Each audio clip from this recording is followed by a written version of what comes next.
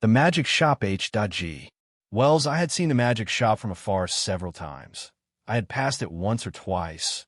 A shop window of alluring little objects, magic balls, magic hens, wonderful cones, ventriloquist dolls, the material of the basket trick, packs of cards that looked all right, and all that sort of thing, but never had I thought of going in until one day, almost without warning, Jip hauled me by my finger right up to the window, and so conducted himself that there was nothing for it but to take him in.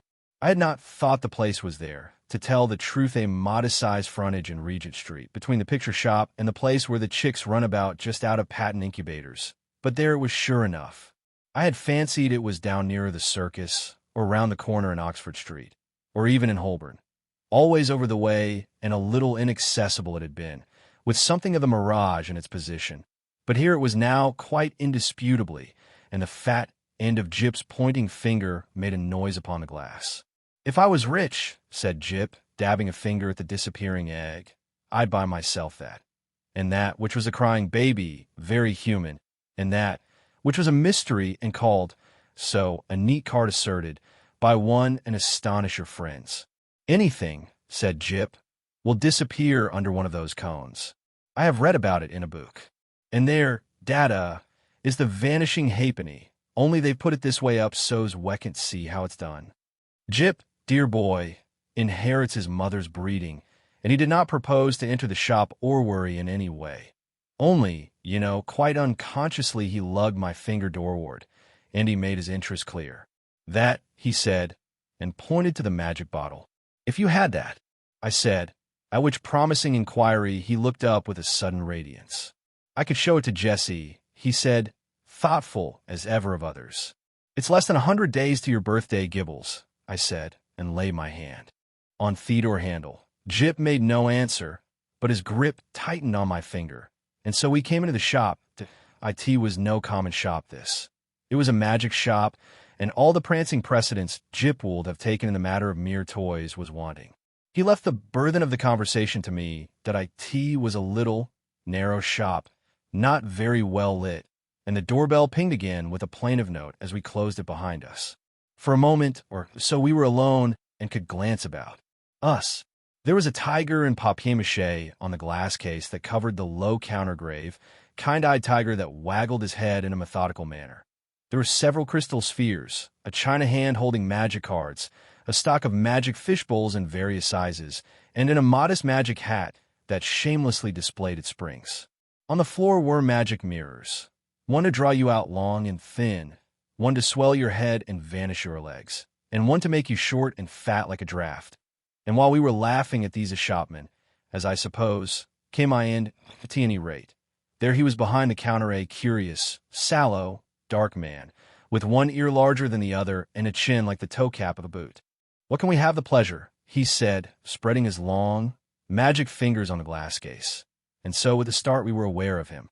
"I want," I said, "to buy my little boy a few simple tricks." "Legerdemain?" he asked. "Mechanical? Domestic? Anything amusing?" said I.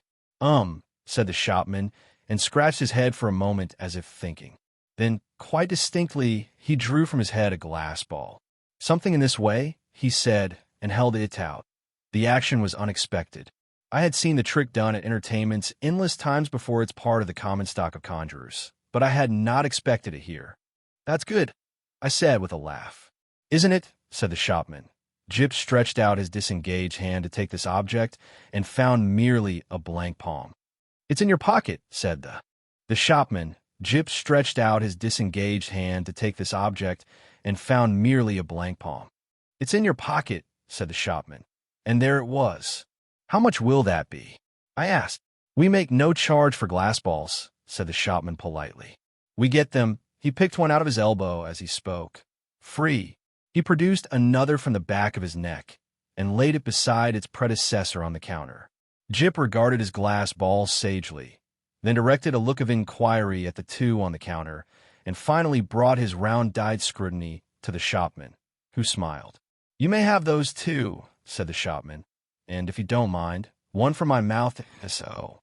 Jip counseled me mutely for a moment, and then in a profound silence put away the 4 balls, resumed my reassuring finger, and nerve himself for the next event. We get all our smaller tricks in that way.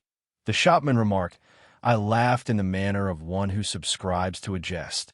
Instead of going to the wholesale shop, I said, of course it's cheaper. In a way, the shopman said, though we pay in the end, but not so heavily as people suppose. Our larger tricks and our daily provisions and all the other things we want, we get out of that hat. And you know, sir, if you'll excuse my saying it, there isn't a wholesale shop, not for genuine magic goods, sir. I don't know if you noticed our inscription, the Genuine Magic Shop. He drew a business card from his cheek and handed it to me. Genuine, he said, with his finger on the word, and added, there is absolutely no deception, sir.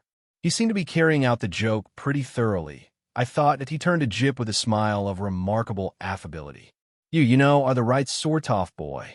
I was surprised at his knowing that, because, in the interests of discipline, we keep it rather a secret even at home. But Jip received it in unflinching silence, keeping a steadfast eye on him.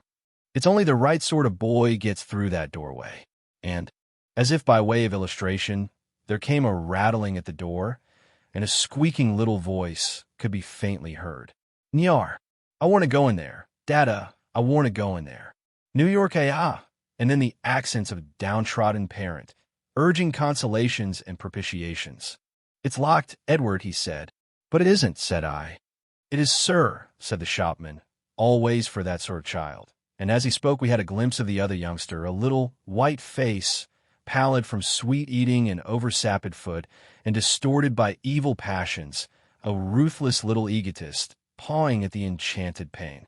It's no good, sir, said the shopman, as I moved, with my natural helpfulness, doorward, and presently the spoiled child was carried off howling. How do you manage that? I said, breathing a little more freely. Magic, said the shopman, with a careless wave of the hand, and behold, sparks off-colored fire flew out of his fingers and vanished into the shadows of the shop.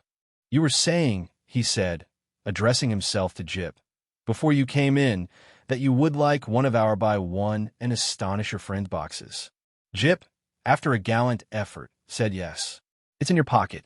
And leaning over the counter, he really had an extraordinarily long body. This amazing person produced the article in the customary conjurer's manner.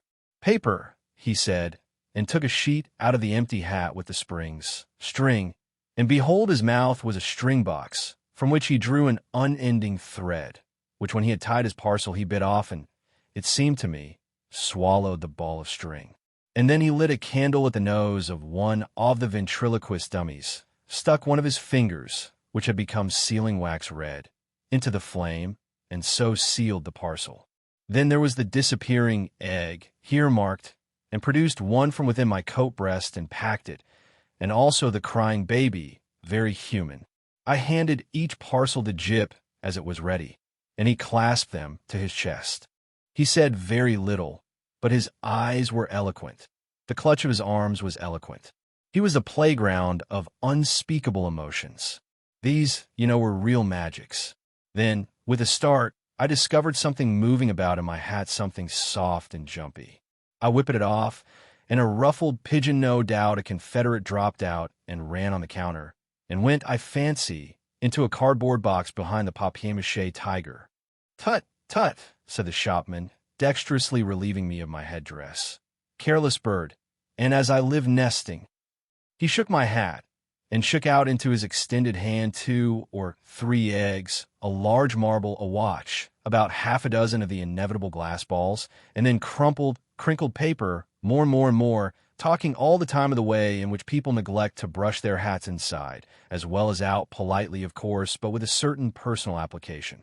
All sorts of things accumulate, sir. Not you, of course, in particular. Nearly every customer. Astonishing what they carry about with them. The crumpled paper rose and billowed on the counter more and more, until he was nearly hidden from us, until he was altogether hidden, and still his voice went on and on. We none of us know what the fair semblance of a human being may conceal, sir. Are we all then no better than brushed exteriors, whited sepulchres? His voice stopped exactly like when you hit a neighbor's gramophone with a well-aimed brick. The same instant silence, and the rustle of the paper stopped, and everything was still. "Have you done with my hat?" I said after an interval. There was no answer that I stared at Jip, and Jip stared at me, and there were our distortions in the magic mirrors, looking very rum and grave and quiet. "I think we'll go now," I said. "Will you tell me how much all this comes to?" I said on a rather louder note, "I want the bill and my hat, please." It might have been a sniff from behind the paper pile. "Let's look behind the counter, Jip," I said. "He's making fun of us." I led Jip round the head-wagging tiger. "And what do you think there was behind the counter?" "No one at all. Only my hat on the floor, and a common conjurer's lop-eared white rabbit lost in meditation, and looking as stupid and crumpled as only a conjurer's rabbit can do."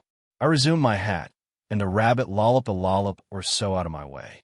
"Dada," said Jip in a guilty whisper. "What is it, Jip?" said I. "I do like to shop, Dada."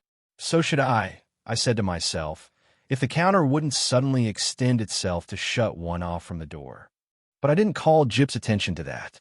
"Pussy," he said, with a hand out of the rabbit as it came lolloping past us. "Pussy, do Jip a magic."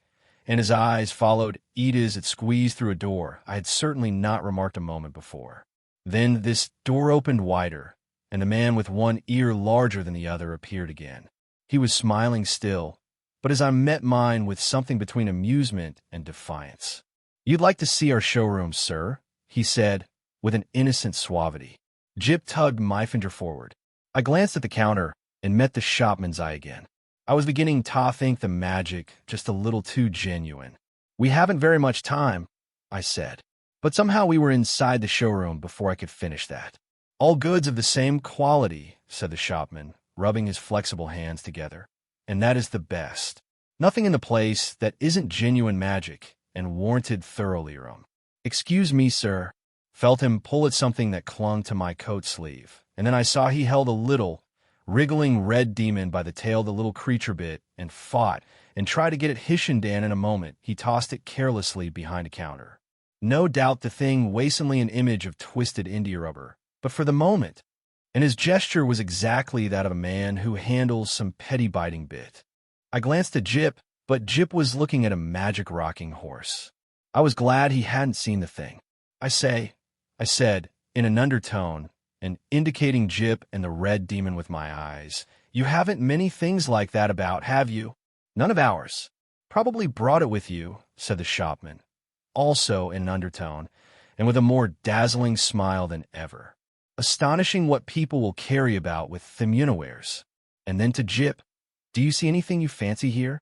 There were many things that Jip fancied there. He turned to this astonishing tradesman with mingled confidence and respect. "Is that a magic sword?" he said. "A magic toy sword. It neither bends, breaks, nor cuts the fingers. It renders the bearer invincible in battle against anyone under 18. Half a crown to 7 and 6 pence, according to size. These panoplies on cards are for juvenile knights-errant, and very useful shield of safety, sandals of swiftness, helmet of invisibility." "Oh, Daddy," gasped Jip. I tried to find out what they cost, but the shopman did not heed me. He had got Jip now. He had got him away from my finger. He had embarked upon the exposition of all his confounded stock, and nothing was going to stop him. Presently I saw, with a qualm of distrust and something very like jealousy, that Jip had hold of this person's finger as usually has hold of mine. No doubt the fellow was interesting, I thought, and had an interestingly faked lot of stuff, really good fake stuff. Still I wandered after them, saying very little, but keeping an eye on this prestidigital fellow. After all, Jip was enjoying it. And no doubt, when the time came to go, we should be able to go quite easily. That it was a long, rambling place, that showroom, a gallery broken up by stands and stalls and pillars, with archways leading off to other departments, in which the queerest-looking assistants loafed and stared at one, and with perplexing mirrors and curtains. So perplexing, indeed, were these that I was presently unable to make out the door by which we had come. The shopman showed Jip magic trains that ran without steam or clockwork, just as you set the signals, and then some very, very valuable boxes of soldiers that all came alive directly you took off the lid and said, "I myself having a very quick ear," and it was a tongue-twisting sound, but Jip he has his mother's ear got it in no time. "Bravo," said the shopman. putting the men back into the box unceremoniously and handing it to Jip. "Now," said the shopman, and in a moment Jip had made them all alive again. "You'll take that box?" asked the shopman. "We'll take that box," said I, "unless you charge its full value, in which case it would need a trust magnate. Dear heart." "No," and the shopman swept the little men back again, shut the lid, waved the box in the air, and there it was in brown paper, tied up and with Jip's full name and address on the paper. The shopman laughed at my amazement. "This is the genuine magic," he said. "The real thing." "It's a little too genuine for my taste," I said again. After that he fell to showing Jip tricks, odd tricks, and still odder the way they were done till he explained them. He turned them inside out, and there was the dear little chap nodding his busy bit of the head in the sagest manner I did not attend as well as I might. "Hey, presto," said the magic shopman, and then would come the clear, small hey, presto of the boy. But I was distracted by other things. It was being borne in upon me just how tremendously rum this place was. It was, so to speak, inundated by a sense of rumness. There was something a little rum about the fixtures, even about the ceiling, about the floor, about the casually distributed chairs. I had a queer feeling that whenever I wasn't looking at them straight, they went askew and moved about and played a noiseless puss-in-the-corner behind my back. And the cornice had a serpentine design with masks altogether too expressive for proper plaster. Then abruptly my attention was caught by one of the odd-looking assistants. He was some way off and evidently unaware of my presence. I saw a sort of three-quarter length of him over a pile of toys and through an arch, and, he was leaning against a pillar in an idle sort of way, doing the most horrid things with his features. The particular horrid thing was with his nose. He did it just as though he was idle and wanted to amuse himself. First of all, it was a short, blobby nose, and then suddenly he shot it out like a telescope, and then out it flew and became thinner and thinner until it was like a long, red, flexible whip, like a thing in a nightmare it was. He flourished it about and flung it forth as a fly fisher flings his line, and my instant thought was that Jip mustn't see him. I turned about, and there was Jip quite preoccupied with the shopman, and thinking no evil. They were whispering together and looking at me. Jip was standing on a little stool, and the shopman was holding a sort of big drum in his hand. "Hide and seek, data!" cried Jip. "You're he." And before I could do anything to prevent it, the shopman had clapped the big drum over him. I saw what was up directly. "Take that off," I cried, "this instant. You'll frighten Theboe. Take it off." The shopman with the unequal ears did so without a word, and held the big cylinder towards me to show its emptiness. And the little stool was vacant. In that instant my boy had utterly disappeared. That, perhaps, that sinister something that comes like a hand out of the unseen and grips your heart about. It takes your common self away and leaves you tense and deliberate, neither slow nor hasty, neither angry nor afraid. So it was with me that I came up to this grinning shopman and kicked his stool aside. "Stop this folly," I said. "Where's my boy?" "You see," he said, still displaying the drum's interior, "there is no deception." I put out my hand to grip him, and he eluded me by a dexterous movement. I snatched again, and he turned from me and pushed open a door to escape. "Stop," I said, and held it, receding. I leapt after him into utter darkness, thud. "Lord bless my earth! I didn't see you coming, sir." I was in Regent Street, and I had collided with a decent-looking working man, and a yard away, perhaps, and looking a little perplexed with himself, was Jip. There was some sort of apology, and then Jip had turned and come to me with a bright little smile, as though for a moment he had missed me, and he was carrying 4 parcels in his arm. He secured immediate possession of my finger. For the second, I was rather a loss. I stared round to see the door of the magic shop, and behold, it was not there. There was no door, no shop, nothing, only the common pilaster between the shop where they sell pictures and the window with the chicks. That I did the only thing possible in that mental tumult. I walked straight to the curbstone and held up my umbrella for a cab.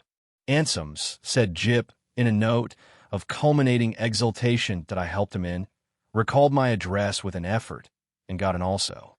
Something unusual proclaimed itself in my tailcoat pocket, and I felt and discovered a glass ball. With a petulant expression, I flung it into the street. Jip said nothing. For a space, neither of us spoke. "Dada," said Jip at last. "That was a proper shop." I came round with that to the problem of just how the whole thing had seemed to him. Hell looked completely undamaged so far. Good. He was neither scared nor unhinged. He was simply tremendously satisfied with the afternoon's entertainment. And there in his arms were the 4 parcels. Confound it. What could be in them? I said. Little boys can't go to shops like that every day. He received this with his usual stoicism, and for a moment I was sorry I was his father and not his mother, and so couldn't suddenly there, coram publico, in our hansom, kiss him. After all, I thought the thing wasn't so very bad.